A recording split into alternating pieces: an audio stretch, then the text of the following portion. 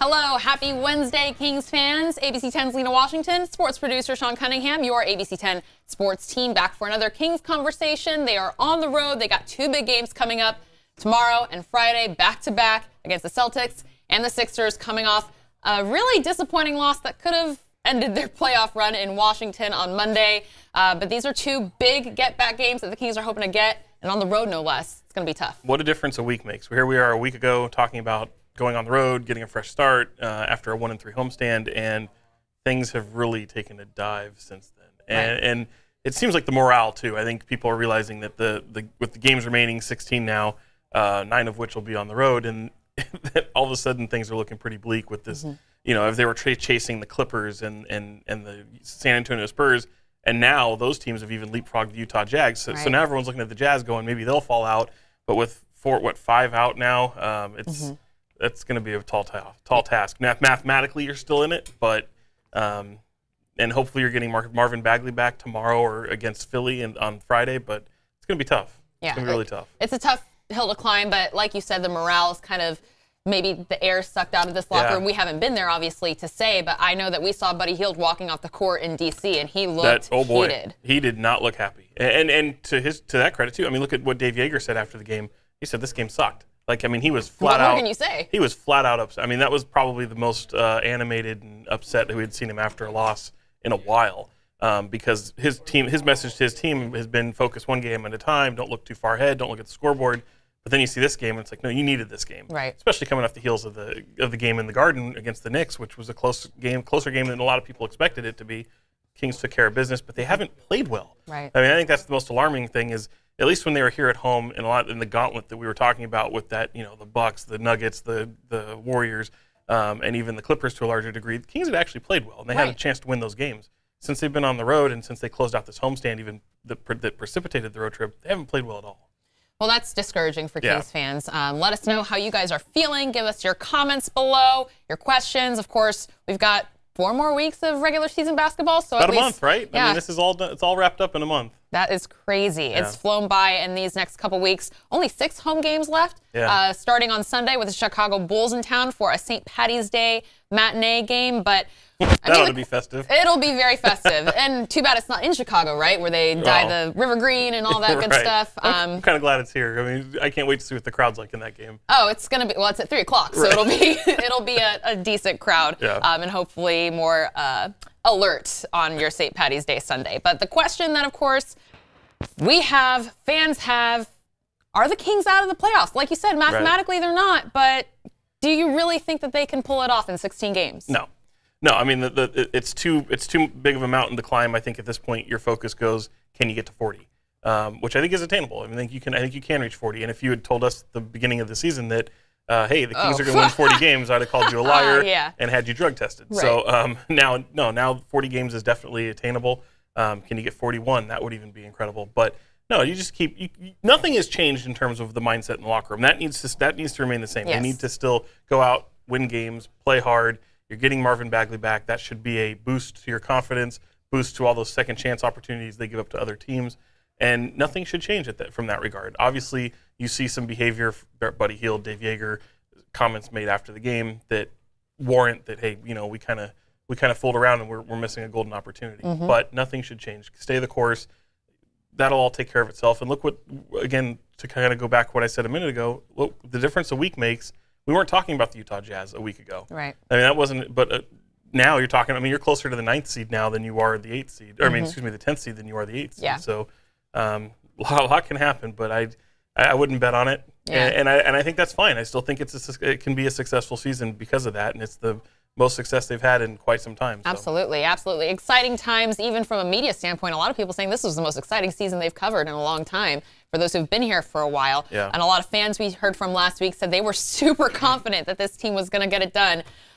You know, that buzzer beater against Boston at home last Wednesday, that was a little bit deflating. That sucked the air out of the thing. Yeah. I mean, that was a kick to the stomach. That was tough. And you know, it can really be traced back to when Bagley went down. Absolutely. And luckily his injury wasn't as serious as what it looked like. I mean, that looked like it was going to be a season ender. But what that did was really kind of cripple the playoff chances. And that game goes to overtime. Yeah. And this team has been, you know, so competitive. you look at these games, when in overtime, even though they're over 0-2, all those games they had an opportunity to win the game. They had the ball in their hands with a chance to win the game. That's been the theme all season. Yeah, and to be able to close out. Not that they haven't, because we've seen them close out. We've seen them close out even good teams. It's just that gauntlet. That was just the cripple. That was such a crippling thing, and they still have a 5-game road trip that still remains, and that's going to prove to be too difficult. This team just doesn't have it in their character to rattle off 6 or 7 straight wins. They did it to start the season. To start, yes, and in their makeup right now, it's not that. They're essentially a 500 basketball team, which is okay. Yeah. But it's not good enough for the playoffs, unfortunately. It is not. And you mentioned the number 40. I literally have them winning 40 games at the end of the season. I showed you guys this list last week. They did not get the gimme win in Washington that I had highlighted, so that kind of threw a wrench in my plans for them making the playoffs potentially. Look at this. This is very detailed, by the way. Look well, at this. I gotta be. You should look at this. This somewhat is like analytical. I don't know if the camera could get that, but that is incredible. I mean, this is just I gotta be realistic. I'm not just gonna, Yeah. And it is realistic. 40 wins is realistic, but that's not going to get you into the playoffs.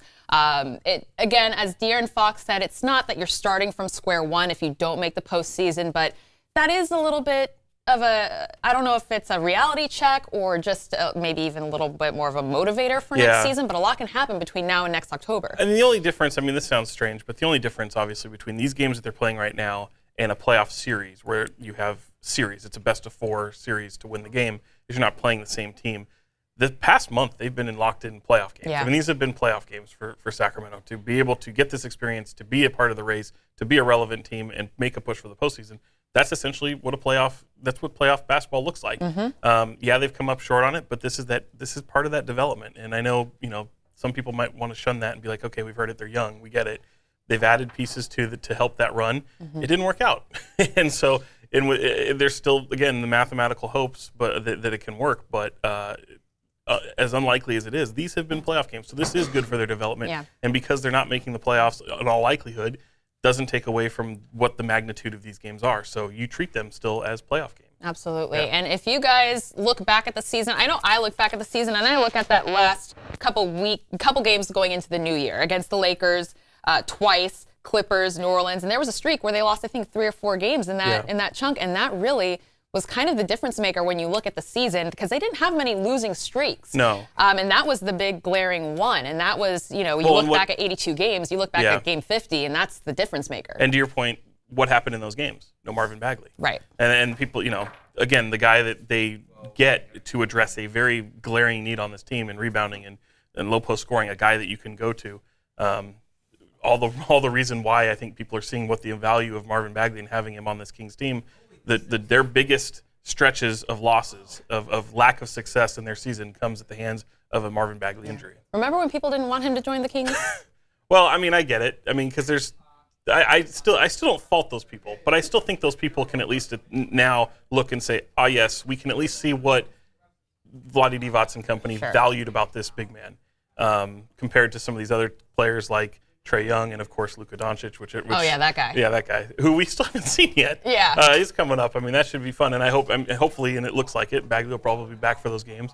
But, yeah, I really can't wait to see that here in Sacramento. We've seen it in Dallas. I want to see it in Sacramento. For sure. The follow-up question, as you mentioned, kind of tying into Marvin Bagley, Lucas Paul Rogers wants to know, and this will tie into the road trip, do we see Marvin Bagley playing in these next 2 games, and how do you see them going? Yeah, he could play tomorrow. He's officially listed as questionable. He's got now 2 practices under his belt. I kind of think that you won't see him. If I was betting, I would say you probably weren't going to see him against Boston, but you'll see him against Philly because of the back-to-back situation. And obviously, you've got a couple bigs you have to deal with in Philly. So, Jason Tatum also will be back in that game for Celtics tomorrow. So, and that's a guy that just destroyed the Kings here. I know it was Gordon Hayward that made the game-winning shot, but Jason Tatum got him there. Yeah. Ooh. Well, and Kyrie missed that game, and now he's back to healthy. So that should be another wrinkle that Kings fans probably don't want to see, even though in the locker room they said, Kyrie or not, they're still the Celtics. They still got all these other weapons that we got to address, but now it's, another all-star. And all their drama, I mean, look at their record. I mean, they're still an incredible team. If they were in the West, I know people like to cap on the East, but if they're in the West, they're a playoff team. I mean, they're a tremendous team right now, and even through all their drama, whether they feel, it doesn't really matter where they finish. I just still see them in the Raptors meeting up again. All right, all right. There you go. There's your Eastern Conference Finals prediction. Lock it. Coming in early. We want to get to another question from Mr. OG. He's my friend on Twitter. I don't know his real name, so Mr. OG. Oh, some friends you are. Well, I mean, we're all friends and followers on social media, right? But we talk a lot. We go back and forth. He's wondering, he also, Willie CauleyStein, as we've talked about several times already, he's going to be a restricted free agent next year.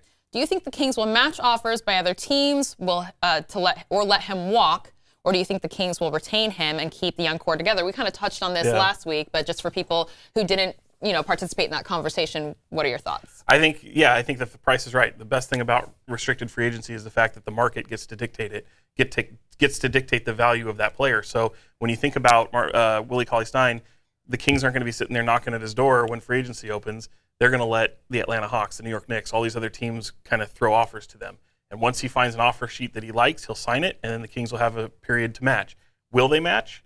I think it depends on what that number is. I don't think they're going to try to break the bank. And as you can see, much like before they traded DeMarcus Cousins, they've set themselves up pretty well with big men on the roster to go forward without Willie CauleyStein. Now, that's not to say that they still don't have a need for a rim-protecting, rebounding type player that Willie should be capable of doing, isn't always capable of doing. So maybe that they look at Willie and say, we have a path where if he doesn't get the money, Willie's still part of our team. We'll match it and we'll go forward. But if that value is beyond what we value him as, they'll let Willie walk. They'll possibly work out a sign and trade with whatever team he goes to try and bring back some sort of assets and get something for him. But in all likelihood, it would be Willie on another team. If I'm betting on it, I think there's the way the money is in the NBA, I think there's a team that's going to overvalue him and think that he's a piece that they can add. And I think there's other teams that will value him higher than what the Kings are. Okay. So from that regard, yeah, I don't necessarily see Willie CauleyStein as part of the Kings' future or next season. So. Well, there you go. Yeah. I feel like we get a lot of questions about Willie. Maybe that's polarizing. Just the contract situation he's in and Bagley. But if you guys have any other questions about any other players, I mean, there's a guy named Costa Koufos on the roster as well. Caleb Swanigan we haven't seen. Obviously, he's going back and forth with the Stockton G League team. And they're on their way to the playoffs. And they are on their way to the playoffs. How about that? I'd like to see, and that's something, unfortunately, we haven't been able to get down to some of those games as much, but I want to see Swanigan play. Yeah. And that's a guy that they bring in with that trade with Portland for Scala BCR. Bringing him in, and he's literally going to be somebody that they want to not only put in G League, but also use for Summer League coming up in July. Yep. So that gives you a little bit of development, and maybe he can be that Costa Koufos or Willie CauleyStein. I don't necessarily think that'll happen, but it's certainly something you take a look at. The guy has had he's had a journey with losing a lot of weight. I mean, he's a very big body.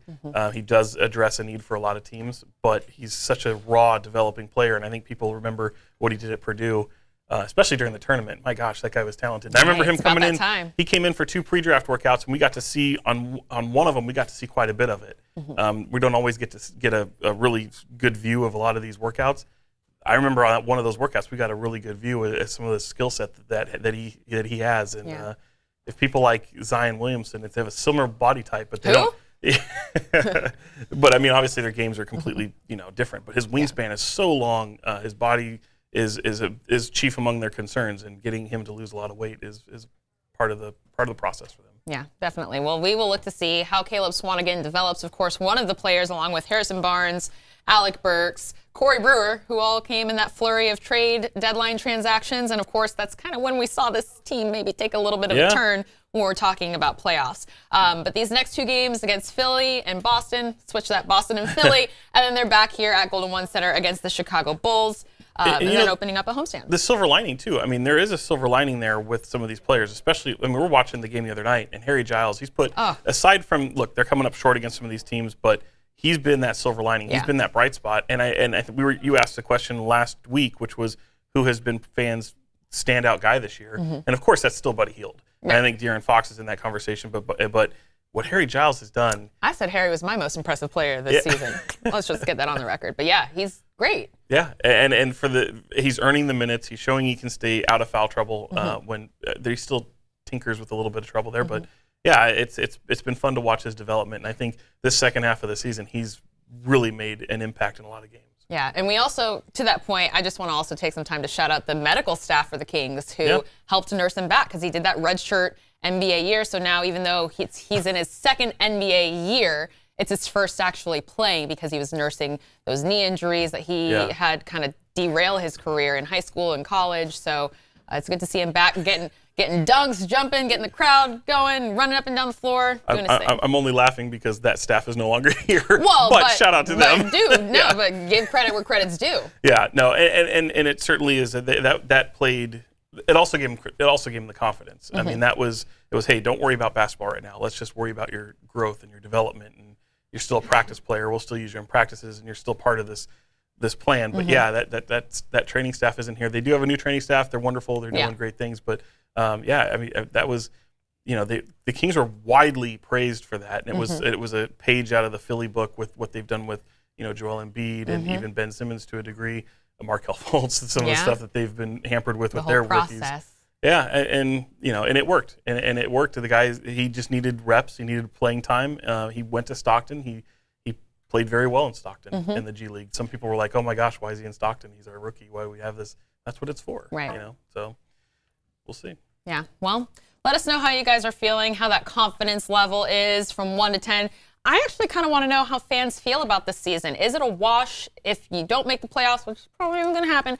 Or do you feel confident in what this team did? Or do you feel dejected that they came so close and were not able to close out the season because they couldn't close out games? Kind of that recurring theme. I think any fan who's look, you can't fault a fan for being disappointed they didn't make the playoffs. Absolutely. I've seen some people criticize that, no, not making the playoffs is a failure. And that's right, because half the teams in the league make the playoffs. Nobody wants to play a season and not play on. But when you look at where you've come from, that this is certainly growth in the right direction. It's certainly a feather in the cap of this coaching staff, of this organization, part of their development. They have so many young players. It's only been 1 year that they've played a style of play like this. How about, and this is, I remember I was talking to somebody last night about Coach of the Year candidates, and I think a lot of people are looking at Doc Rivers and what he's been able to do. I actually, and this might be, I think a lot of people be like, oh, you're biased because your boy Mike Malone, and it's true. I think Michael Malone's a hell of a coach. But think about this: the Denver Nuggets were among the worst defensive teams in the league last year. They add Isaiah Thomas, who's not a great defensive player at all. He hasn't played most of the season, and in fact, he's now out of the rotation. They've been number one in the West for a good portion of this season, battling with the Warriors back and forth. Who did they add?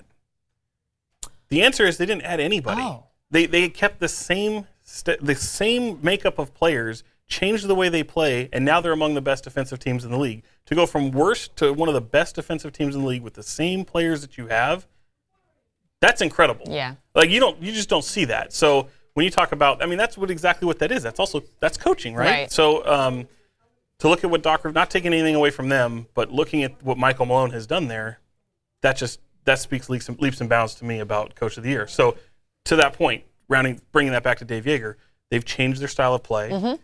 Defense still remains a concern, so it's obviously, but they've added a little bit of players, but it's more of these guys developing into the players they are now. Buddy Hield, De'Aaron Fox, and then you make a trade. You make a trade and you bring in Harrison Barnes, who, by the way, has a player option for this free agency period, so he can decide to opt out of his deal and try and sign a more lucrative deal.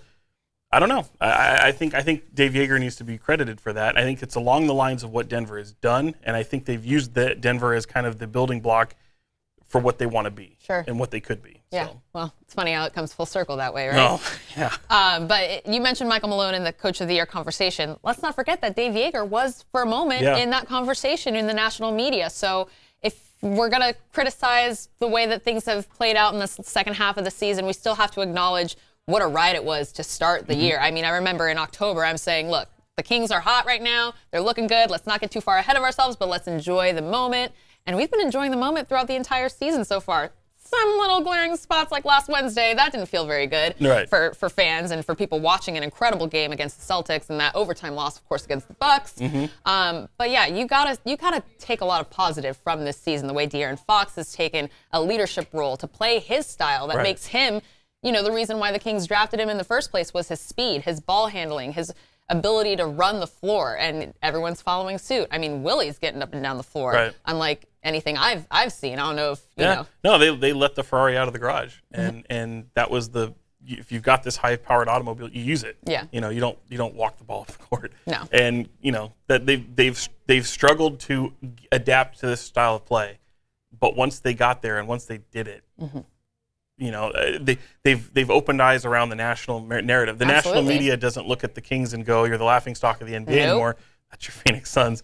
But been there for like a good 10 years, hoping we see the light at the end of the tunnel. That's now gone. Yeah. People can. It's like I've always said whether you agreed with them trading DeMarcus or not, whether you pressing the reset button when they did.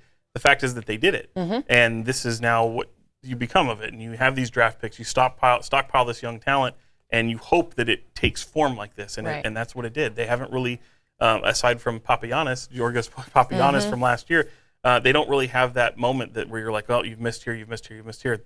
These players in the wake of that trade that they have gone with have developed and come into fruition. They still have a lot more developing to do, but this is now the product of that. And you get to see the fruits of the labor of now they're just running.